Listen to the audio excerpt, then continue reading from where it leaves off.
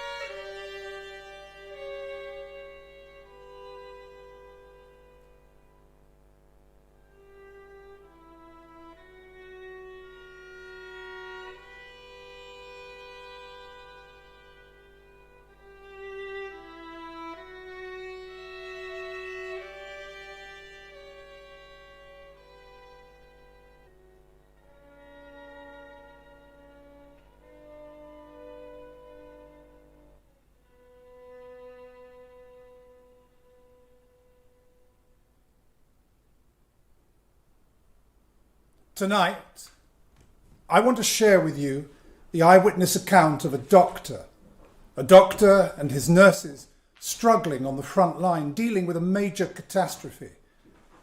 The doctor in question is no longer alive. In fact, he died. The account is not of a recent catastrophe, but of one that happened in the middle of last century. It begins like this. August has been so hot, a series of burning suns. But thankfully, inside the wards and offices of our hospital, it's quite cool.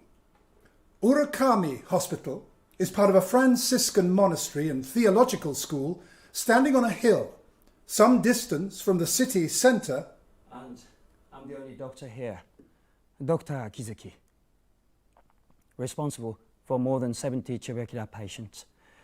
It's easy enough to put up with the heat, but we can't escape the air raids repeated day after day, night after night. Each night, I have to get the patients to take the shelter in the basement. It's all part of our daily routine, but I have to say, I'm feeling quite exhausted. On the morning of August the 7th, when I opened the newspaper, the headline jumps out at me. New kind of bomb dropped on Hiroshima. Much damage done. In the evening at supper, there is an air of gloom amongst the staff. We wonder whether this new kind of bomb might also be dropped here. Listen, if Nagasaki and this hospital should be destroyed, none of you must be injured. We wouldn't have time to treat each other. I mean this as a joke to lighten the mood, but no one laughs. That night, I toss and turn sleeplessly in bed, but the next day passes without incident. The following morning, Thursday, August the 9th, after another sleepless night, I get up to yet another hot, oppressive day. At 8:30, I begin the medical examination and treatment of outpatients. By 10 o'clock, nearly 30 have turned up, and our hospital is in something of a turmoil. During the morning, the father of one of our patients pays us a visit. Together, we despair the destiny of Japan. He says, I don't think the explosion at Hiroshima was caused by any form of chemical energy. I think it was atomic bomb, produced by atomic fission. Just then, siren sounds.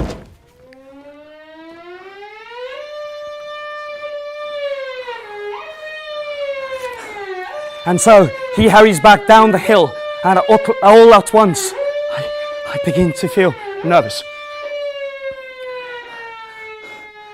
It's now 10:30. But half an hour later, the all clear sounds. Well, everything is still all right in Nagasaki then. And humming cheerfully, I go down to the consulting room in the basement. Dr. Yoshioka is about to begin an operation on one of the male outpatients. She's walked a long way from Takahara Hospital to be with us this morning and looks so tired. Please, Dr. Yoshioka, have a rest. I'll carry on in your place. Thank you, she says, and goes upstairs.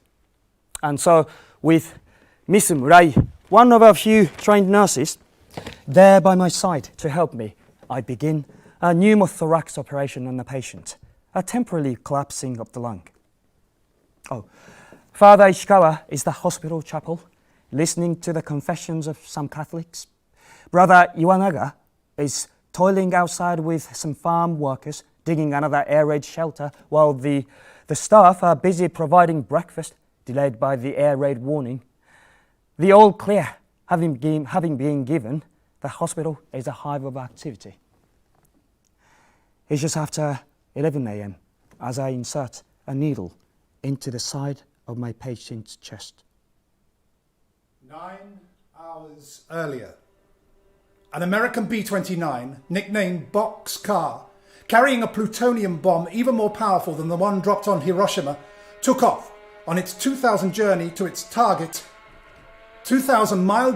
target, the city of Kokura. But heavy industrial haze and smoke from a large fire hid the aiming point from view. After 3 unsuccessful attempts to drop the bomb, pilot Major Chuck Sweeney abandoned the primary target and turned his plane towards the alternative, Nagasaki. What's that? What's that? The all clear has sounded, hasn't it? I think it's an enemy plane!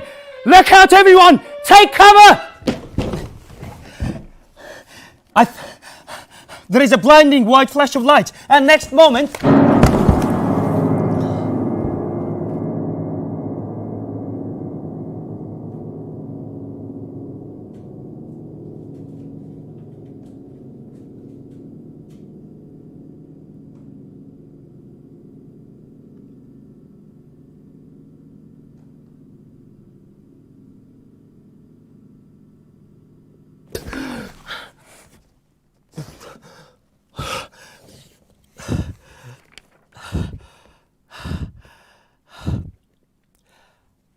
I'm not sure how many minutes have passed when I stagger to my feet and look around.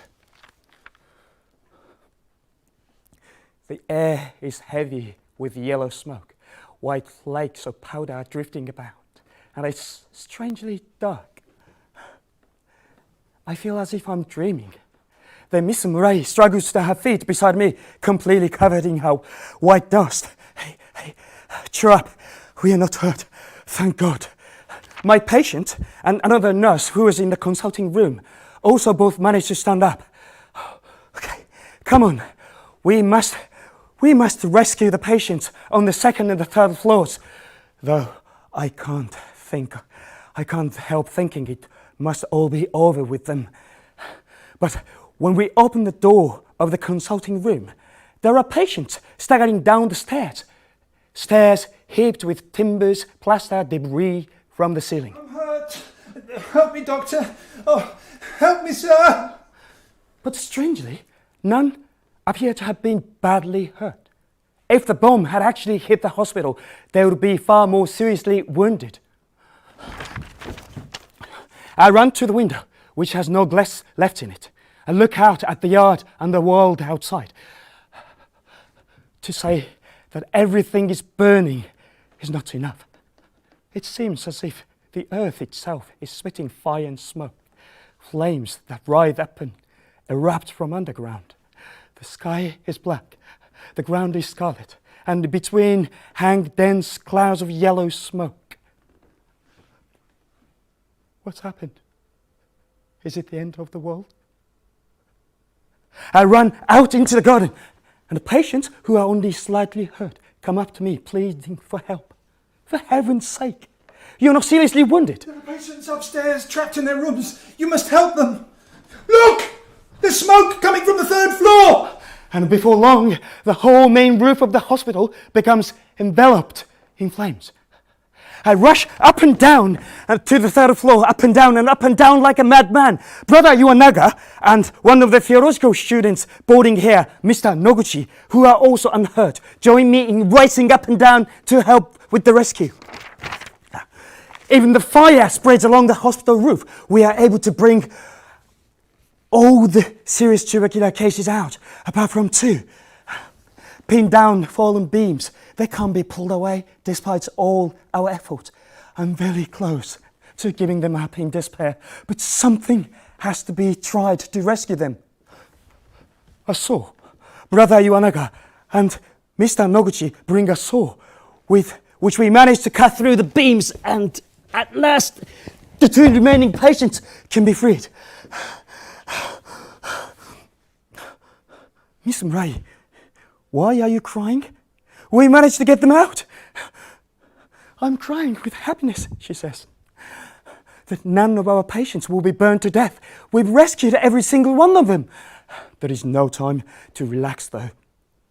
A large man, half naked, holding his head between hands, comes into the hospital yard, making sounds that seem to be dragged from the pit of his stomach. God hurts her. I'm hurt. He's shivering as if he's cold. And then I realize, it's Mr. Tsujimoto, a market gardener and friendly neighbors of ours. Where is your shirt? Go and lie down somewhere it's cool. I'll be with you in a moment, yeah? His face is white. His hair is singed. His eyelashes seem to have been scorched away. It's as if he's been struck by lightning. During the next hour, more and more people, all looking the same, sounding the same, come up the hill to the hospital. I'm hurt. I'm burning. Water. Their faces are like masks, and they are walking with strange, slow steps, growing from deep inside themselves as if they've just travelled from the depths of hell. Is this a hospital? One victim asks me. Then suddenly collapses on the ground. Some are lying stiffly where they've fallen by the roadside in front of the hospital. Others are lying in sweet potato fields. Many are heading down to the steep valley below the hospital where there is a stream, crying as they go, water, water. Behind me, black smoke billowing up from the fire in the hospital roof, which is now burning furiously. Oh, no! The X-ray machines will be burned! There they go. There they go. But not every part of the hospital has been beset with fire. Brother Iwanaga and I go in and out many times, making sure all the patients and staff are safe and checking for any dead or wounded. As for my office, where many important records and instruments are kept, the whole place has been completely wrecked. All that remains of my possessions are the clothes I put on this morning.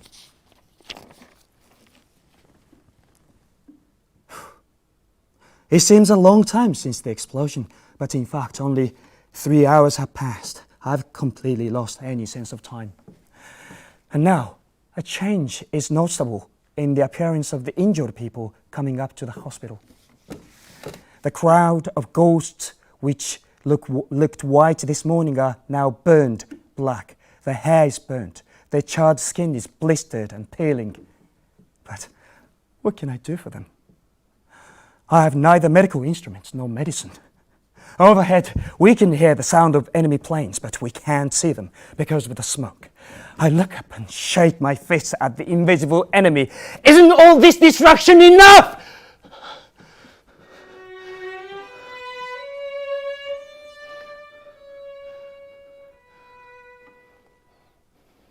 the first few minutes that followed the explosion, about 30,000 people died, and 3 times that many would die in the days, months and years to come. Only a tiny proportion of those that died, about 3%, were military personnel. The vast majority of those who died were ordinary people, mainly the elderly, women and girls, students and children. Dr. Yoshioka is about to die from loss of blood. When I hear this, it so discourages me for the moment. I can hardly move my feet. Where is she? Brother Iwanaga carried her on his back to the hill opposite the hospital. The chief nurse, Mrs. Fukahori, has been taken there too. When I reach the stream at the foot of the hill, I come across an astonishing scene. The procession of white ghosts which passed me earlier have now gathered here, seeking water to relieve their terrible thirst and the scorching pain of their bodies. Crowds of victims, nearly naked, are crouching at the water's edge. On one side, their bodies have been grilled and are highly inflamed. Long hair is the only clue as to who is female. You mustn't drink any water, not if you have severe burns. Everyone turns their faces towards me. Many of them I know, including several women who belong to the nearby convent of the Holy Cross. I promised to bring them some medicines later and hurry on up to find Dr. Yoshioka. She and the chief nurse glare at me as if reproaching me for taking so long to get here. Well, your head's been bandaged nicely, and I see bleeding has stopped. Her pulse is firm. And she doesn't look too pale. But nearby I see Mr. Tsujimoto growing. His face has now blackened and his lips are swollen. His wife is sitting with him, her face and body also blackened, mourning insensibly. A little way off, I notice another man lying amongst the trees whose face has been charred. It's Mr. Kinoshita, a teacher at the local primary school. He's breathing with difficulty and gasping for water. His wife kneeling beside him, a baby on her back, is distraught. I gesture towards the burning hospital. When the fire is over, I'll go and find some medicines.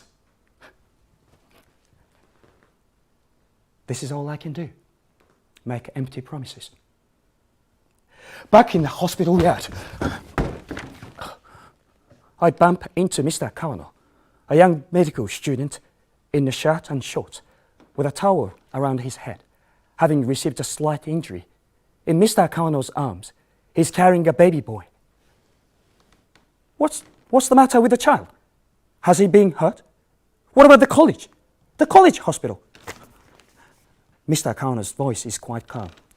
The college has been completely destroyed. I was lucky to escape. The city is a sea of flames. All the way up here, I saw heaps of dead bodies. But where did you find the child? I came across him crying near a wrecked house. As I approached him and took him by the hand, I heard a woman's voice coming from under the fallen roof, tiles and timbers. Please help my child, save him. Somebody save him. I could hear her, but I couldn't see her. Well, just part of her legs. The rest of her body was buried under the beams, bricks and tiles. There was no one nearby to help me dig her out. And flames were beginning to break out just a few yards away. There was no time for feelings of pity, so I just shouted, "Don't worry, he'll be all right. I'll take care of your child." So, leaving his mother to her fate, I ran with the boy as best I could towards the high up ground, along with other refugees, then made my way here, hoping that you and your staff hadn't been injured and that I could leave the child in your care. I'm furious. Why on earth did you bring him here when there are countless people to be taken care of? The patients, the staff, there are so many dead and injured around here. Who will take care of him? He needs milk. But no matter what I say, nor how savagely I say it, Mr. Kawano continues to nurse the child, whose head is bleeding and won't stop crying. Eventually, he sets the boy down on the grass, and some of the female patients take care of him. Good, says Mr. Kawano. I feel better now. From that moment on, Mr. Kawano became invaluable to them all, devoting himself to the care of the patients, carrying them from place to place, and assisting Brother Iwanaga in fighting the still burning fires. Miss Murai, my assistant nurse asks me if I've had any news about my mother. No, I don't know what's happened to her. I say over my shoulder as I dash towards another patient. She's probably been burnt. I must sound curt, indifferent even. But the truth is, I'm very concerned about her. Well, let's go and look for her. Miss Murai keeps suggesting. No. If she's dead, I'd rather put off knowing about it until later. Earlier, when I looked through the shattered windows of the hospital, my parents' house was hidden by fire and smoke. My father would have gone to work, but I can only conclude that my mother must either have been crushed out of hand or else burnt to cinders. And so I continue rushing about in response to the cries of the injured as if I'm possessed by some demon. But as I tumble out of the still burning hospital into the yard for the 100th times, I bump into Miss Murai again. She says, look, she hasn't been hurt at all. She was in an air raid shelter. And there is my mother smiling at me, though the only words she says to me are, you've not been hurt either. My eyes fill with tears. My mother's smile falters. Miss Murai begins to weep.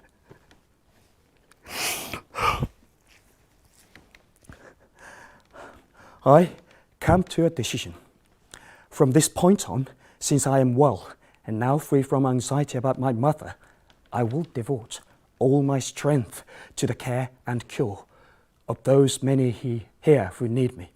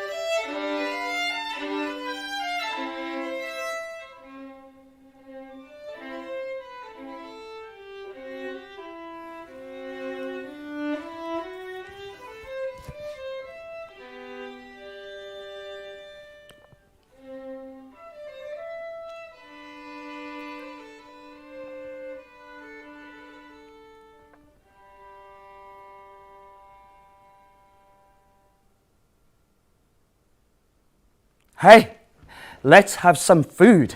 Let's boil some rice. So we begin building an oven using some loose bricks from one of the shattered walls around the yard. The kitchen and storeroom containing all our food supplies, thankfully, hasn't been affected. It's a strange sort of picnic that we all have, eating unpolished rice bowls and miso soup while watching the hospital burn and listening to the cries of the wounded. This tastes good, says Mr. Noguchi, our theological student. 70 patients, and none of them has been badly injured or burned to death. It's a wonderful news, wonderful. But the hospital, the X-ray machines, and 10,000 volumes of books on medicine and religion are all amongst the flames. What does it matter if you lose these things in the fire? Everyone's safe, everyone's alive. I repeat this over and over, as if trying to persuade myself as well as the others. By the end of our supper party, we are all feeling quite emotional. Shadow begin to lengthen. The day is drawing towards a close. Now, we are going to have to improvise some beds for everyone. First of all, I return to Dr. Yoshioka, who is still lying amongst the trees beyond the stream. I rebandages her face and we decide to carry her back to the hospital. I also attend Mr. Kinoshita, who has now turned black and is gasping. Young Mr. Kawano carries him back, crossing the little river and staggering up the path. Mrs. Kinoshita, her baby on her back, following behind, sobbing. We also decide to carry Mr. Tsujimoto back, but he's too heavy for either Brother Iwanaga or Mr. Kawano. So a sliding door is fetched from the ruins of the town, and they use this as a stretcher to carry him, struggling up the narrow path to the hospital. The same sliding door is used to carry Mr. Tsujimoto's wife as dusk begins to descend.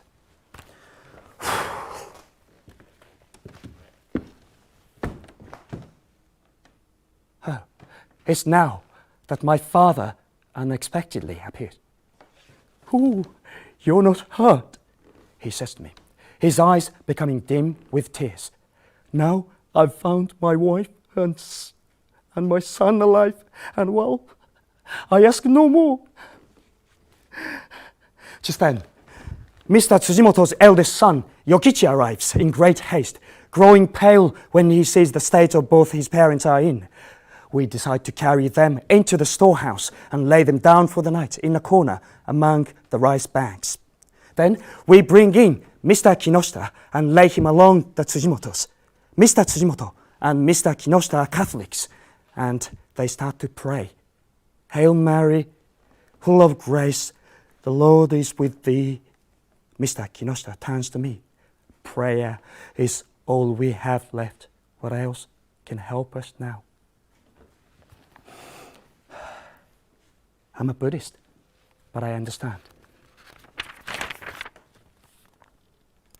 When I go back out the yard, I say to the patients, "Listen everyone, wrap yourselves up in anything you can find and sleep wherever you can. I'll see what more I can do for you tomorrow." "But we haven't got any mattresses."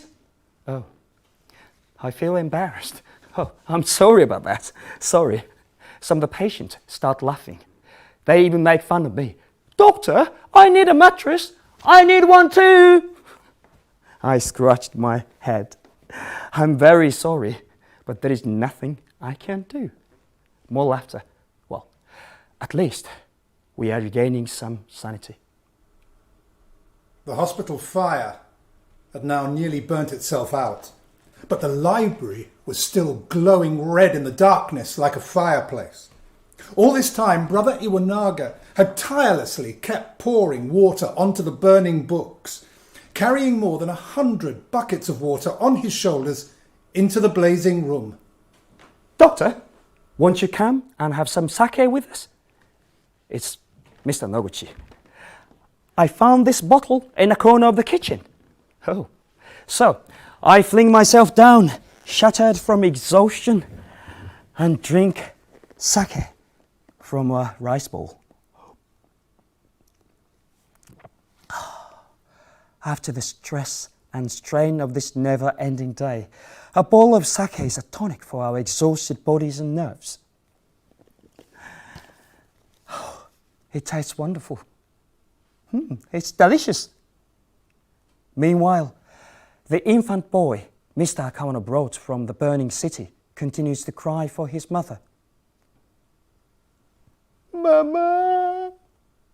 Mama! Mama! Mama, doko? Mama!"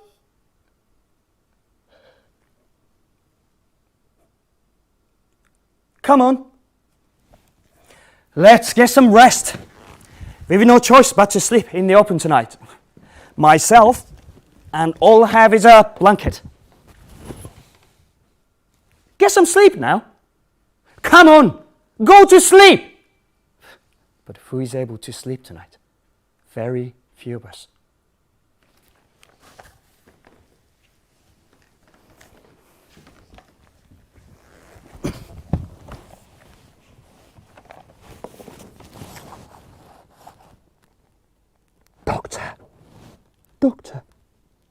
I know you're exhausted, but please, could you examine my husband?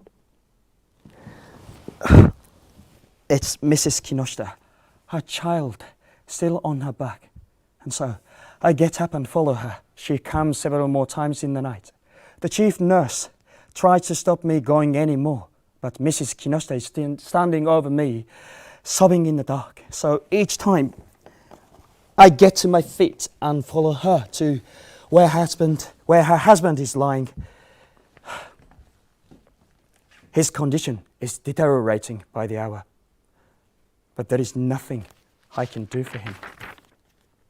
And next to him, Mr. and Mrs. Tsujimoto are both still crying with pain, their son, Yokichi, by their side. Mr. Tsujimoto's condition has also worsened. Can't you do anything? Yokichi, please, with me. His father's breathing becomes harsher. There is no pulse. Brother Iwanaga, Mr. Fukahori, and Mr. Murai gather around and start praying, asking that Mr. Tsujimoto's soul be received into heaven. Suddenly, he has a violent fit of convulsion. His last moment has come, someone says. Yokichi bursts into tears.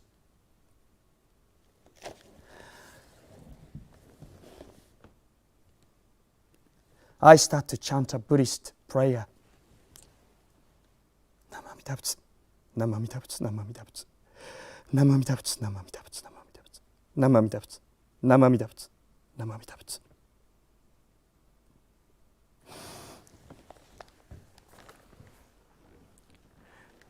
Those who have someone to cry for them, those who die surrounded by prayer, such people, in my opinion, die a happy death. I go back out to lie down in the yard. But all through the night, I'm kept awake by voices on the road below. People going down into the city to search for their loved ones, calling out the names of those they have lost. Oi! みんなどこ行った? Oi! 太郎、花子、どこだ? どこ行った? 大丈夫か?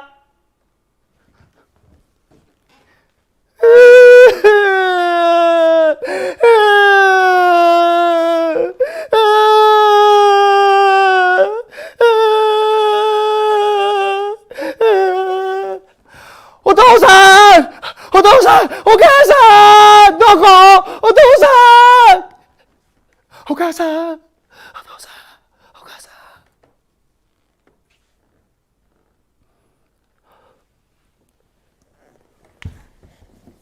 Eventually, though,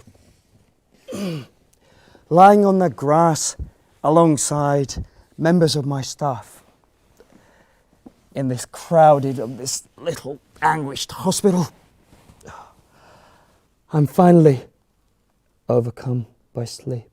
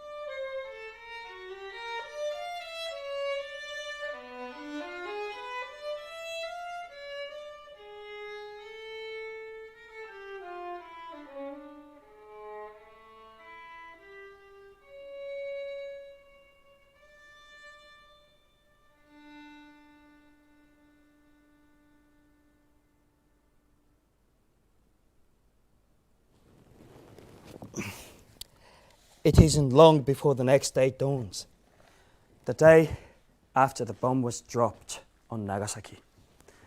Hello, good morning. Did you sleep well? Our hospital has been gutted by fire. All the medical instruments and medicines have been reduced to ashes. All my books on medicine, cherished over many years, have also been destroyed. But I remain and must continue to be a doctor. But how? How am I going to treat all these sick and injured people? To tell you the truth, my strongest impulse is to run away and hide. Doctor, come this way, please. It's Mr. Noguchi, the theological student. He takes me to an underground passage near the kitchen. Oh, it's so hot in here. Is it safe? Mr. Noguchi points proudly at Reset, and behold, there stand two large and shabby wooden boxes. Medicine! But how? I can't believe it. I hug him. I'm ecstatic. He must have a sixth sense, for he's been storing medicine down here, little by little, over a period of several days.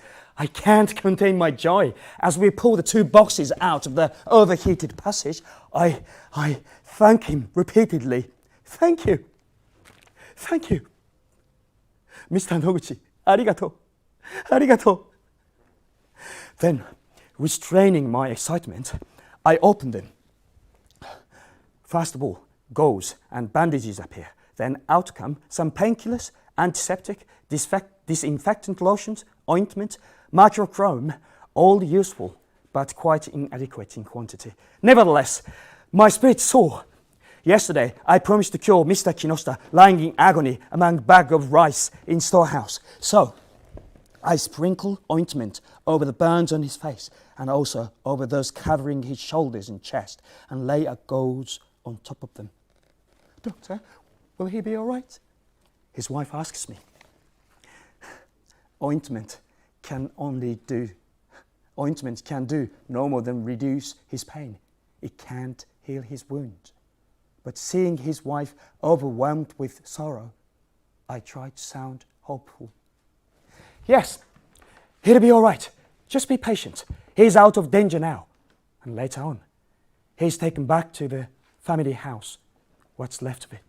Next, I treat Mr. Tsujimoto. Because of the severity of her burns, she's unable to attend the burial of her husband, who died in such pain in the night. How does that feel? Do you feel any better? But all she does is mourn. Burns such as these are beyond anything in my experience. Still, in the middle of all this hopeless ruin, there is a tiny breath of renewed life in the hospital. Brother Iwanaga, already considering how to rebuild the chapel and worrying about the acquisition of food supplies, Mr. Kawano is valiantly assisting us in treating the patients, while the infant boy he brought in is being looked after by the chief nurse as if he were her own child. Meanwhile, Miss Murai and other members of staff are busy distributing boiled rice, along with the kitchen girls, who remain ever cheerful. But during the afternoon, Mr. Kinoshita's wife appears again. She says it's urgent. It's the first time since the previous day that I've left the hospital, and when I look down at the panorama of the factories and houses below, there is nothing that has been gutted, there is nothing that has not been gutted, wrecked, or reduced to ashes. The buildings so familiar to me are nowhere to be seen. As we walk further down, the buildings and the people we come across become more and more dreadfully disfigured. Over everything hangs an indescribable smell. Mr. Kinoshita is lying on the only clear path of the floorboards of the floorboards amongst the wreckage of their home. His burns are now ulcerated and black. His young life appears to be drawing to its inevitable close. Is there anything we can do? His wife asks. I shake my head, and as I walk back along the road, as dusk begins to fall, I'm so depressed, so overcome by the grief and pain of human existence in this transient world, that I feel as if I myself am insensible, lifeless, and ghost.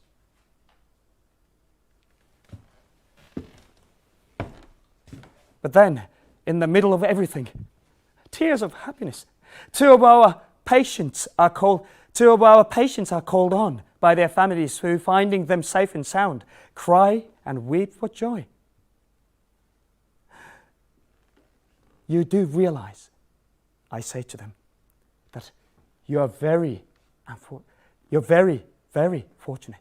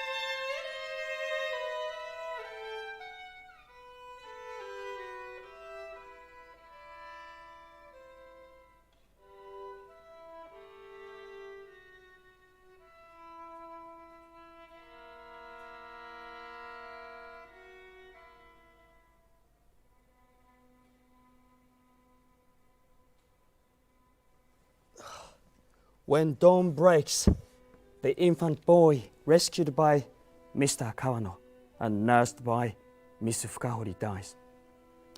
But not before being baptized.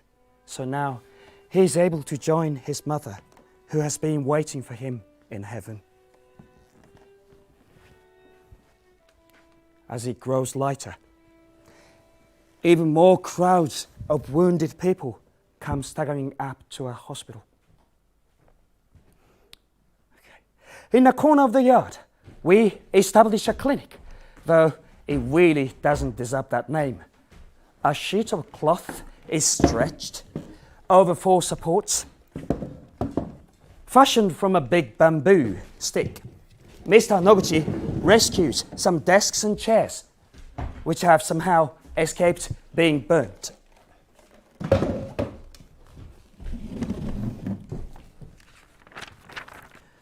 And so, something like a field hospital is set up, equipped with barest minimum of medicines, bandages and gauzes. At noon, a military policeman passes the yard. Oi! Why aren't you doing something for all these other people?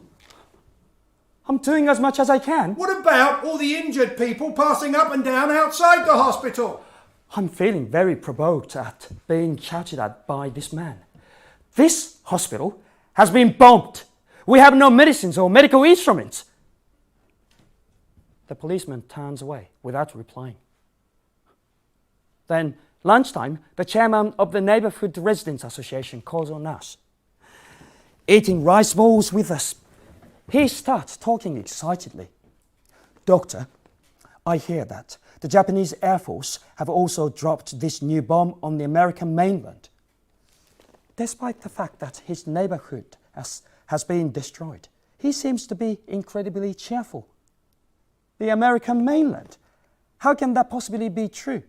Yes, I'm telling you, a Japanese bomb has been dropped on New York and Washington.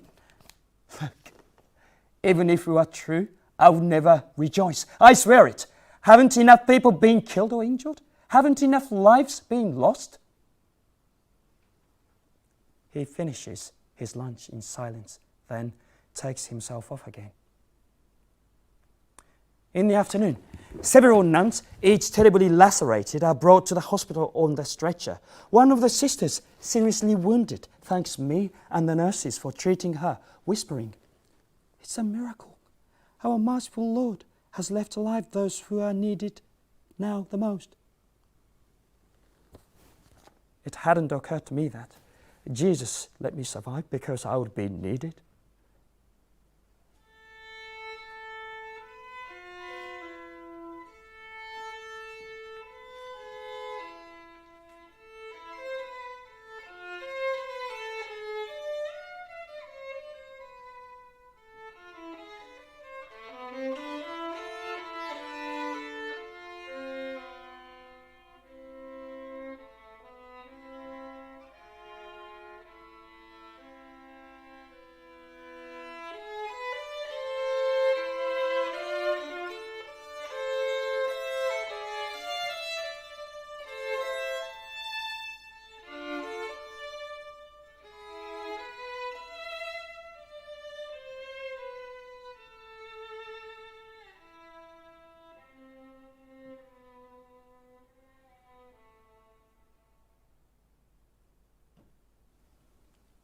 Next morning, more and more patients arrive at our clinic.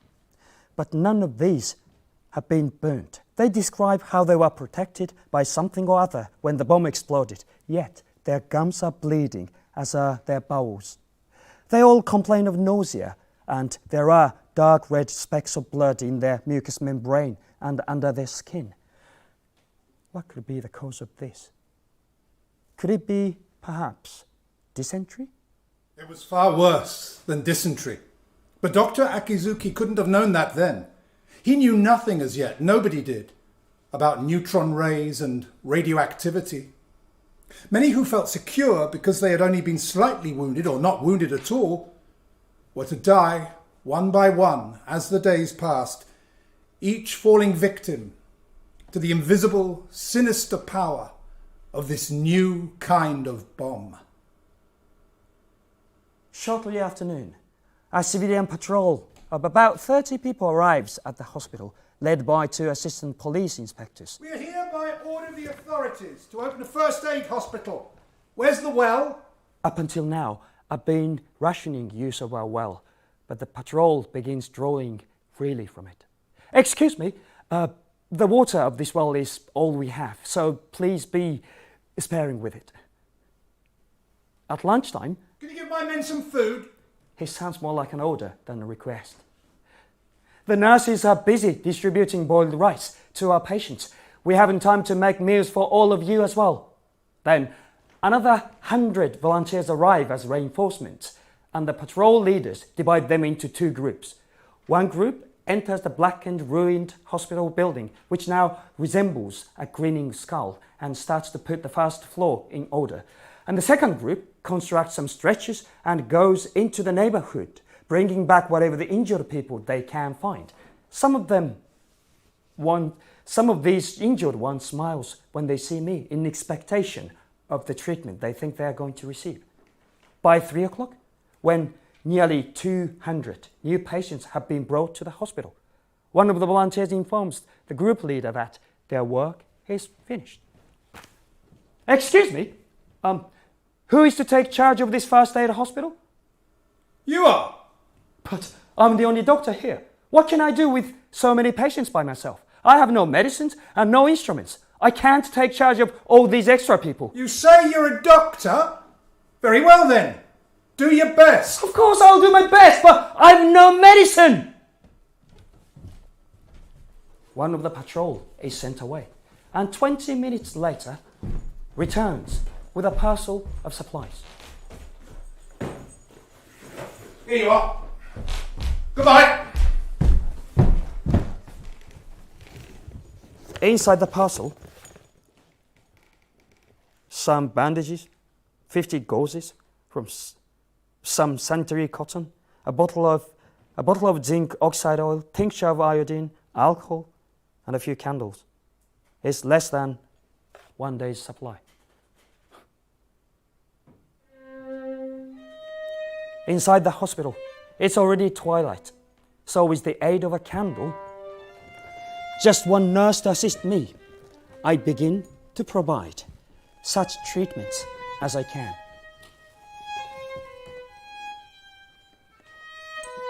I soak the tip of a writing brush in zinc oxide oil, then spread it over the inflamed surface of a patient's burn, which reaches from his waist as far as the neck and the face. The patients cry out in agony. This whole process takes a very long time. 3 hours after the patrol departed, I haven't managed to treat even 10 of the 200 new patients. Doctor, I'm in pain. Quick! Oh, come here quickly. In the swaying candle, the blackened figures of the injured writhe around on the shadowy floor like wounded beasts, while I carry on my never-ending work in anger, despair, and silence. Isn't there anyone else? An assistant doctor? Tomorrow! I'll go to an army or navy hospital tomorrow. I can't go on anymore. Doctor, you're not leaving us. Please, do something to help us. But I can't. My strength has gone. Out in the yard, I find Miss Murai, Mr. Noguchi, and the chief nurse, all waiting for me, anxious about my health. They speak soothing words of encouragement and comfort, but all I can do is lie down on the grass and pull my blanket over my head.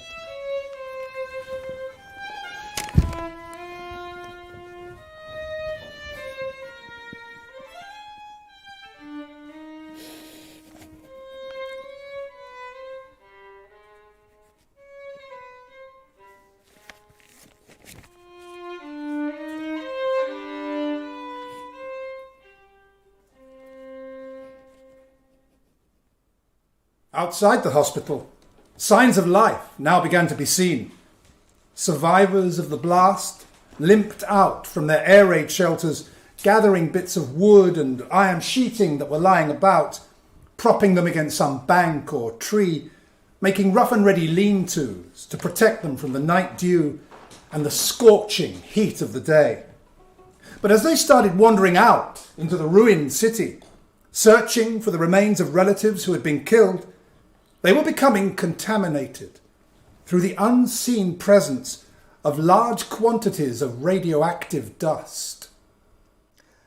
I've lost track of how many days have passed since the explosion, but it becomes a great source of pride to myself and brother Iwanaga that our monastery hospital, Urakami Hospital, is now being relied on by the local people again, even though it's badly damaged and short of everything. I attend to the 20 young women and girls, sisters from the convent of the Holy Cross. The flesh of the bomb had scorched and severely burnt their backs and legs as they were weeding in the rice fields. Be patient, I reassure them, as I spread the oil on their backs. In a week or so, you should be feeling much better. Their eyes fill with tears, and they press their hands together. Thank you, doctor. We know you're doing your best. Doing my best? I feel ashamed of my crude methods of treatment, so inferior to the measures of these women's gratitude.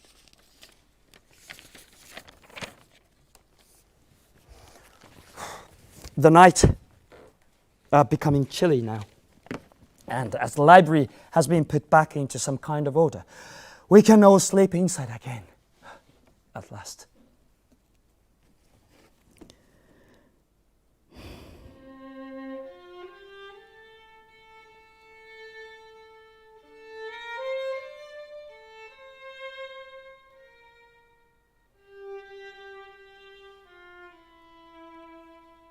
Next morning, Wednesday, August 15th, I'm woken by the sound of singing coming from above me.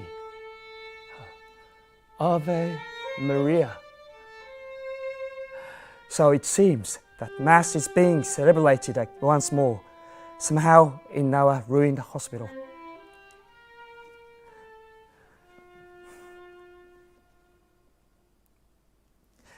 Later that morning, when Mr. Kawano returns from town in search of supplies, he's waving a piece of paper. The bomb! It was an atomic bomb! It says so in this leaflet. Look! The leaflet had been dropped by the American planes. So, it's true, an atomic bomb, atomic energy. Then later, Miss Fukahori tells us that she's heard a rumor. They are saying that at noon today, His Majesty the Emperor will make a very important announcement on the radio. Well, for a start, we don't have a radio set, and in any case, at noon, I'll be busy going the rounds of my patients, trying to deal with wounds, burns, laceration, and this incomprehensible bleeding disease. Later that day, as dusk is falling, Mr. Kawano comes back from Isahaya, where he'd gone in search of medical supplies with more news. I listened to His Majesty on the radio. What did he have to say? Japan has agreed to unconditional surrender.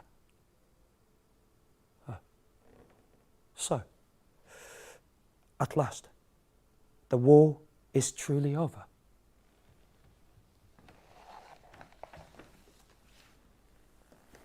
We all sit down in the yard. Stan.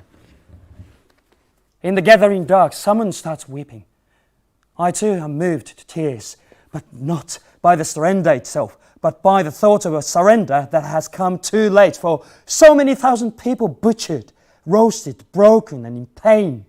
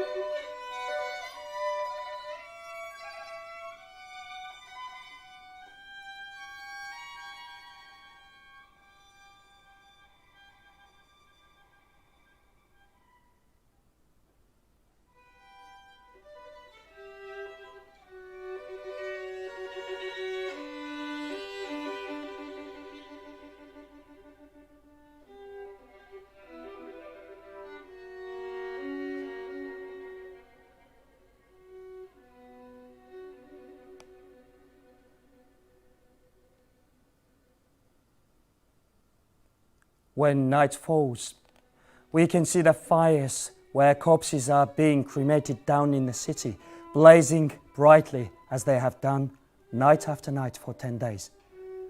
I'm reminded of the Black Death raging through the cities and towns of Europe long ago, and how its victims had likewise been cremated.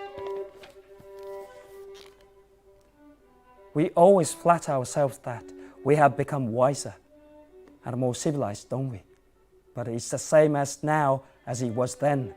We are as senseless and as savage as ever.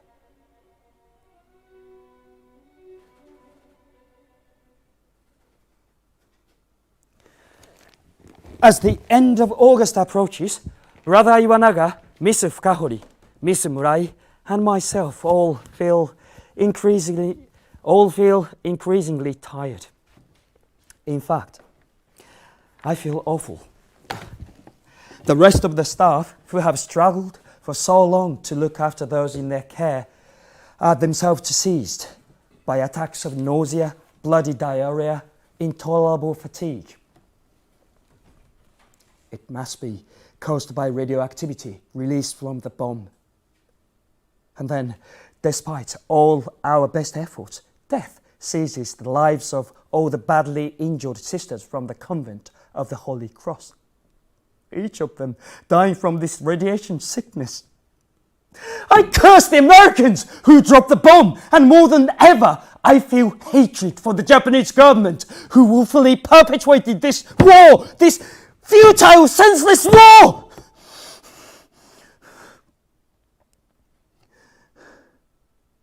Rumor begins to spread like wildfire. When the Americans get here, they will do whatever they like with the women and children. American Marines are crude and ruthless. Refugees begin to flee from the city, heading for the hills. I call the nurses and cooks together. Hey, listen, I think you ought to leave and seek shelter wherever you can. I couldn't bear it if anything terrible happened to you all. But nobody leaves. They hadn't run away when the atomic bomb exploded, and now, even when the Americans are about to enter Nagasaki, they choose to remain.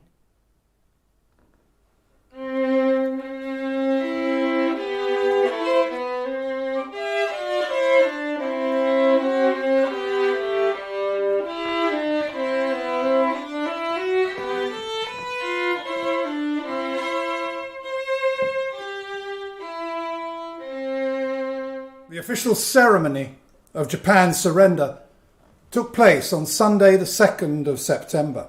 At 9 a.m, General MacArthur read a prepared speech to the assembled and silent throng. The Japanese Foreign Minister, Mr. Shigemitsu, and General Umezu signed where indicated. General MacArthur then used 6 different pens to sign his own name. Pens he would later give to his family, his friends, and to the National Archives. Let us pray that peace be now restored to the world, and that God will preserve it always. I'm in the hospital basement when a nurse approaches me. 2 American officers wants to see you, sir. Well, I'm sure they're not going to kill me, right? They are standing in a corner of the ruins. One is an American naval officer, more than 6 feet tall, slender and handsome like a movie star. The other officer seems to be Chinese. He appears to understand some Japanese, but find it difficult to believe that I'm a doctor. Well, I haven't shaved for days. I probably don't look anything like a doctor. The American gazes with sympathy at the survivors lying around on the floors of the ruined wards. He begins to examine the patient's eyes with an ophthalmoscope. At first, the wounded are uneasy about his intentions, but reassured by his kind but businesslike attitude, they soon begin to relax.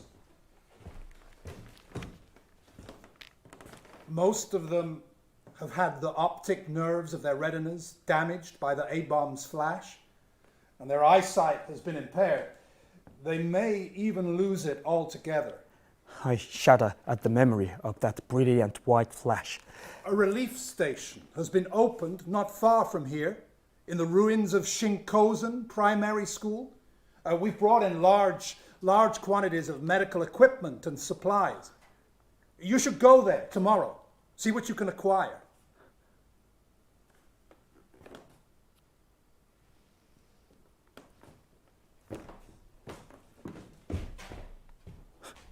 It seems absurd that we had been terrified of the Marines, thinking that our women should be flee from them.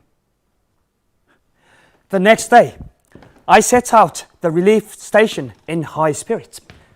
I feel so envious of all the splendid new drugs they have, the crates and boxes with English writing on them, but I have to be content with what I'm given, which after much negotiation is only a small amount of medicines. And so, back I trudged to the hospital in anything but high spirits.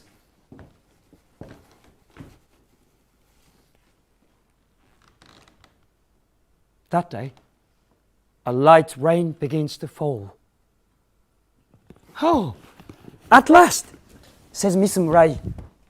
"It's been so long since we had any rain," but it doesn't stop. And during the night, it turns into a tropical downpour, descending in torrents, flooding the whole of Nagasaki. All the dugout shelters are washed away. The recent constructed lean-tos collapse. Everything seems to be underwater. It's a new kind of hell on earth. Torture by fire, followed by water torture. "Don't punish us this way. It's too much. Haven't you done enough?" When the rain finally stops, the hospital is in a very bad way. But going out on my rounds again, I take a deep breath and feel refreshed. The sick feeling in my stomach begins to disappear. Something's happened. There is a change in the air. I'm sure of it. I'm convinced there is something different about the ground as well. That's it.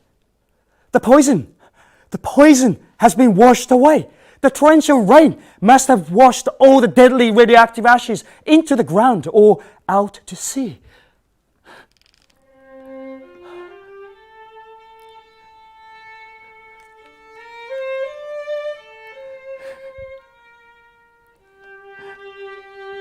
Each day now, the sun shines and the sky's bright and clear. The goose grass becomes thicker. Cicadas and crickets can be heard once more. But in the middle of September, the weather suddenly changes again. After dark, it begins to rain, and a cold autumn wind sweeps through the city. Before long, the rain is descending in cataracts. Could this be the onset of the typhoon? Oh, I can hardly keep upright. It's blowing so fast and hard. The rain and the wind are beating me sideways. The injured are shouting in the darkness. Please, do something to help us!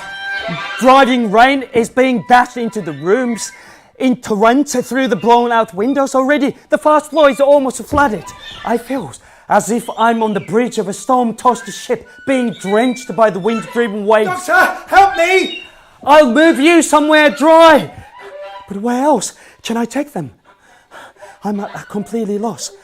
We do have a mortuary in the basement, but it's not exactly a happy place. But it's not directly exposed to the wind or rain, and so far, no water has leaked into it. I come to a decision. All right, let's carry them to that room. Mr. Noguchi and Miss Rai stare at me in puzzlement. Which room? What do you mean? How can I say mortuary? That room, I repeat. You know what I mean. So, with the aid of the stretcher, we begin to carry the sick and injured people down to the mortuary. Stumbling in the dark, lashed by the wind and rain, whose ferocity is ever increasing. But some of the injured resist being picked up. I don't want to move. Please, I'll stay here. You can't stay here. We have to take you down to the basement. It seems we'll never get them onto the stretcher, but there is no time to lose. I feel like I'm the captain of a sinking ship. Okay, stand up, I shout at one patient, and get on the stretcher.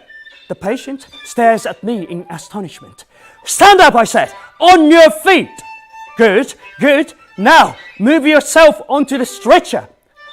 And so, the brothers and nurses, the students and I, all soaked to the skin, somehow managed to cajole and move each patient onto a stretcher, then carry them down to that room in the basement. But of course, they can see it's been a mortuary, and this makes them cry all the more. Doctor, is this to be our new sick room? There isn't anywhere else we can put you. Lay them down on the floor. Lay them down on the floor. How can we be so unkind? But with the rain pelting down and streaming mercilessly into our mouths, the storm outside growing ever more violent, we desperately continued to transfer the wounded patients one at a time, managing to move about 13 in all. Tonight, we truly passed the limit of endurance.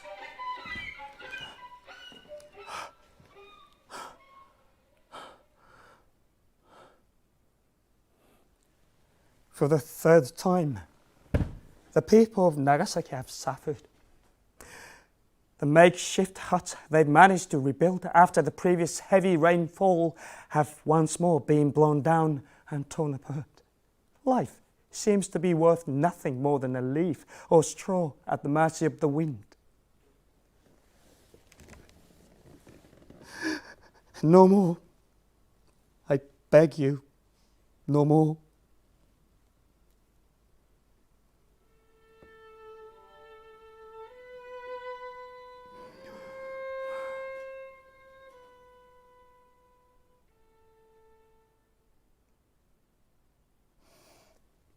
Next day, however, I again feel refreshed and relished the cool, invigorating breeze as I dry my clothes in the sun along with everyone else.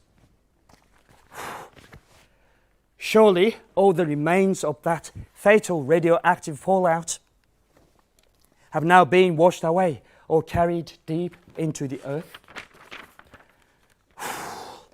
We often say in Japan, kamikaze, the divine wind will blow. During the war, our military leader told us the divine wind will blow very soon and save Japan from defeat. But this typhoon we've just experienced was our kamikaze, saving the people from the secondary effects of radiation fallout. The death toll near the hospital suddenly decreases. Myself and the staff recover from the symptoms of radiation sickness. And our daily fear that we will all soon die gradually diminishes. As autumn turns into winter and the year 1945 comes to an end, the dead are dead. But those of us who have survived can start to live once more.